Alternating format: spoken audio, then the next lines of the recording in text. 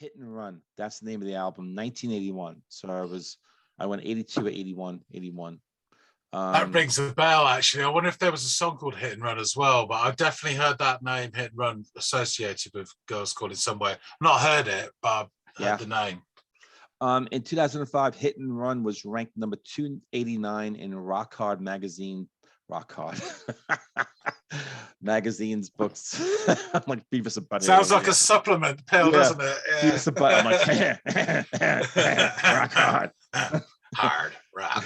Huh. It's showtime, folks.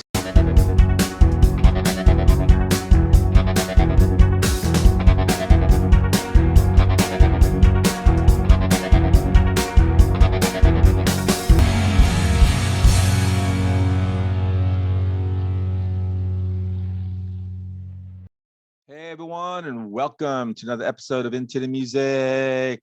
In that corner is John Taskmaster, and over here, the challenger, Greg Keith. You don't have a fighting chance. How you doing?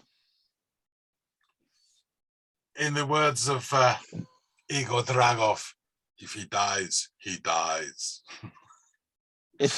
Yeah, I'm good. Rocky 4. Yeah. I must break you. That's what I was thinking. Yeah, I was like, there's a line. Come on, Greg, get it. I stole my line again. Damn it. Adrian! Bubkus. Cut me, man. Cut me. You could have been something. All right. Anyway. I'll kill you inside of 3 rounds.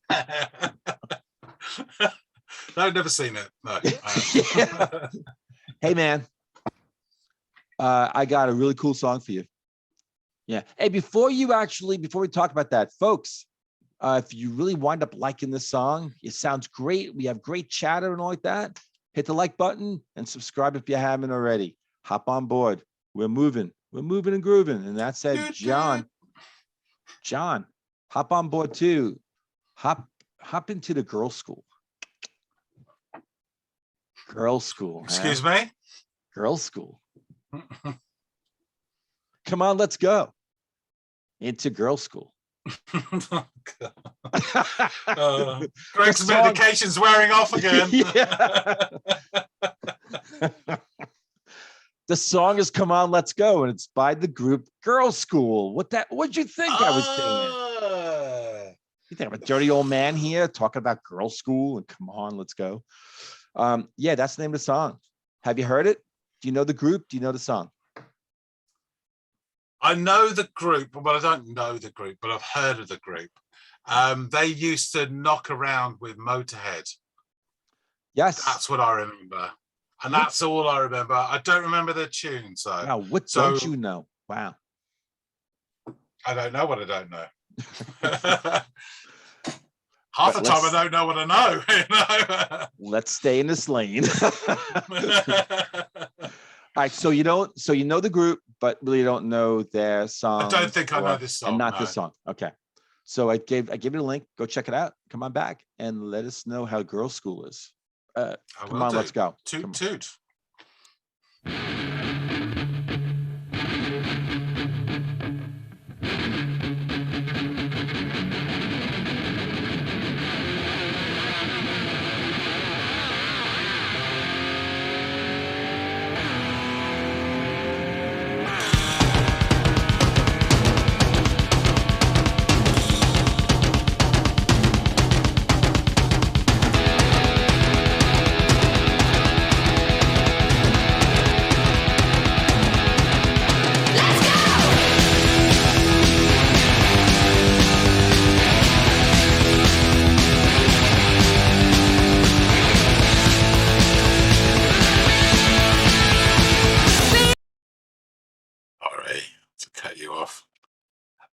I'm loving this already. Great start. Powerful guitars. Awesome. Let's take it back just a wee bit.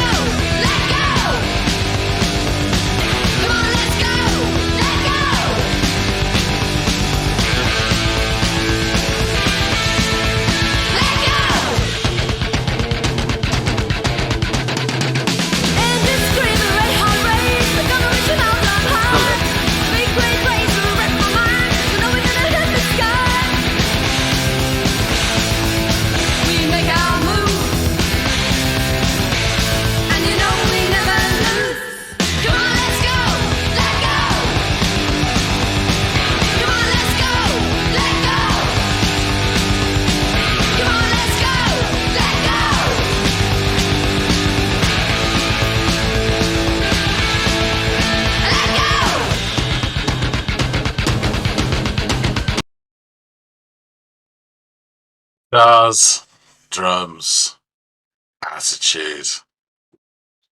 Crappy lyrics, but it doesn't matter. This is really, really enjoyable. Oh man, why weren't they bigger? Oh, stupid attitude about women and rock.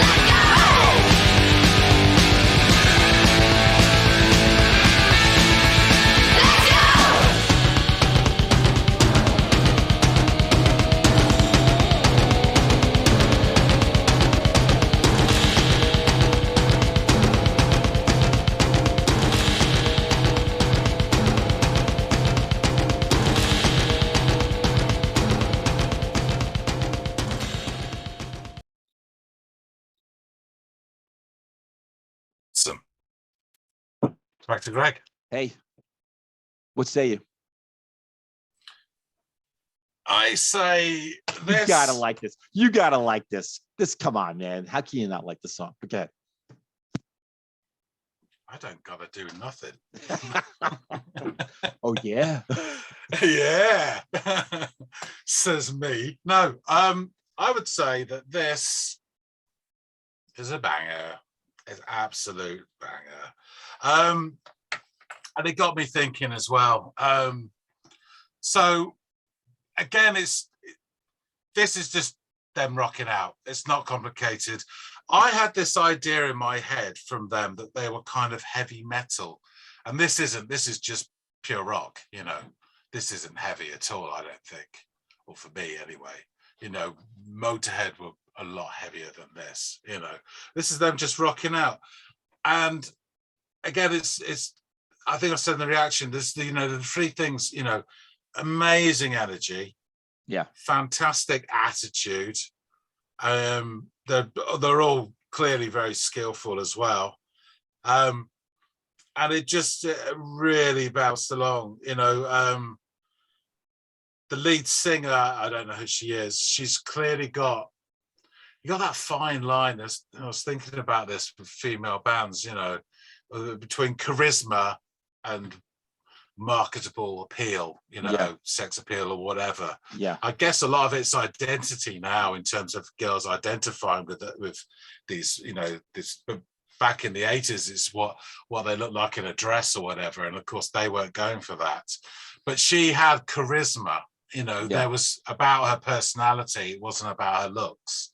And it's about the music, and it was just great. I mean, it really was. Great guitar work. The drumming was fantastic as well. There was really nice sort of rhythmic quality to the song. It wasn't just straightforward, chord. So they mixed it up in there. It was absolutely rubbish lyrics, but it didn't matter because it was all about attitude, So I really, really enjoyed it. Yeah, this was 1982. They've been around for over 40 years, 1978. I think they've kind of tapered off a bit, like in producing albums. They have a crap load. I think they have I didn't count it, but just by looking at all of them, maybe 15 to 20, maybe even more than 20. And when you talk about, you thought they were metal. I believe they kind of, as they sort of progressed, evolved, they got into more of a heavy metal sound. Right. But this was back in 1982, I believe, 81 or 82. And they were still in this kind of sort of punk rock kind of garage type of sound. Yeah. And that a little bit of a metal, that Motorhead kind of metal sound, which is really rock, just kind of like a really sort of heavy strumming, frenetic kind of, sort of rock sound. A little bit of punk too, when they kind of shout out in a very fun way, come on, let's go, and that sort of tempo, whatever. That to me is, it's a little bit of a punk, feel. But it's just a good rock song. And I love I mean, it's a female group. It could be a male group, but it happened to be a female group. And they were playing the shit out of the instruments. And let's be honest, I mean, back then in 1981, 82, in fact, for a lot of years, as I was growing up, I grew up in a very male dominated type of music industry. And so when you had bands like the Go-Go's, the Bangles, that kind of broke through, that was a big deal. It was huge, and in the rock scene, when it came to disco, they were all over the place. But when it came to rock, it was like the men were like, nope, this is men's only club. And big time. there was a lot of banging on the doors by some really great groups. Yeah, probably groups that you and I, never will get to know unless we really dive deep, and maybe we will, like this. I'm coming across in the last couple of years Girlschool, and I'm like, this song's really cool. So the last couple of years I've kind of had this on my sort of circular sort of kind of go back to every once in a while, just kick it back, and it's just a banger. And I've heard some other songs too, and it's good, but nothing like this. I think this was, I personally think they were at their peak in the early 80s, whatever like that. And too bad they didn't really make it big. They should have, a song like this, I think it's absolutely banging. It's crazy how attitudes have changed. I mean, interestingly, you're spot on, you say about the sort of scene then, particularly the rock scene. I mean, in this country, it was Susie Quattro was the only female that really was rocking, as it were. They let her do it, and she appeared as Fonzie's girlfriend on Happy Days, and that was it. Right. The punk movement was interesting because it was very much a DIY movement. So you got this, suddenly sprung up loads of these old girl punk bands, and there's quite a few of them, and they're all really great. And I really, really got into a lot of them, like the Slits and the Raincoats, and New Wave as well, Au Pairs. But yeah, it's just really sad that I bet they really had to work hard to keep their own identity and not get dressed up and lipstick on and their hair done and all that, because that's what all the record companies would have wanted them to do.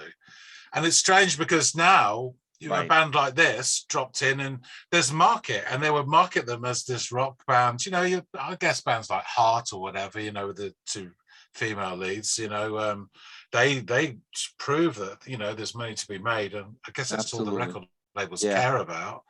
And it's just a shame. They probably had to work really hard and fight against a lot just to keep their identity and do what they wanted to do.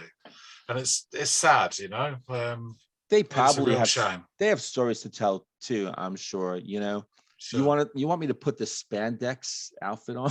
Screw you. Yeah. They'll build that, yeah. Now, who knows if they ever did, but I mean, in this video, they didn't. I think they were, probably they were just all about the music, and to survive 40 years. I mean, really, that's amazing. Yeah. And this actually comes from, I was just looking, Hit and Run. That's the name of the album, 1981. So I went 82 or 81. That rings a bell, actually. I wonder if there was a song called Hit and Run as well, but I've definitely heard that name, Hit and Run, associated with Girlschool in some way. Not heard it, but I've heard the name. In 2005, Hit and Run was ranked number 289 in Rock Hard magazine. Rock Hard magazine's books. I'm like Beavis and Butthead. Sounds like a supplement pill, doesn't it? Yeah. Beavis and Butthead. I'm like, Rock Hard. Hard rock. Huh. In their book, the 500 greatest rock and metal albums of all time. And so, Wow. yeah, and charts, New Zealand, UK albums, OCC. What is that? Peak position, number 5. So it did well. Yeah. It did well. I think, you don't stay around for 40 years without a following. So, folks out there, okay if I wrap this up, or you want to say something else about the song I've before I got wrap up? 2 very, very quick points. Sure. One is that the rhythm guitarist in this band is the spitting image of Emma from Lush. She looks exactly the same. So check out some Lush videos and you'll see what I mean. Okay. She's the one who sort of does the dual vocals with Mickey, the main singer. Yeah. And secondly, I just want to reference their poodle haircuts, which were basically foreshadowing all the hair metal from the late 80s for blokes, And then there's blokes 5 years later that all had those same hairdos. It's hilarious, really. But yeah, I just thought it was funny. I do wonder, all the bands that came in the later 80s, the hair bands, hair rock bands and all like that, metal band. I wonder if they were influenced by this group. I bet they were. I bet there's plenty of bands that we know today, names. I'm not saying that we love them, because it's not particularly my particular sort of, wheelhouse, but bands that made it big. I wonder how many of them can point to a band like this, Girlschool, and say, we were influenced, we heard that song, because this is, there's nothing fake about this. They are just playing the shit out of the instruments. It's great rock, it's great. man. It's fantastic. Yeah. All right, cool. So John, thanks, man. I'm glad you liked it. Folks out there who, tell us about, you love this band. So educate us, let us know, tell me how many albums. I said 20. It's probably even more than that, right? What is their best album? What is that best time? Was it the early 80s? Did they peak later in the 80s or 90s? Let us know that. Give us some information. And with that said, we'll see all of you on the next episode of Into the Music.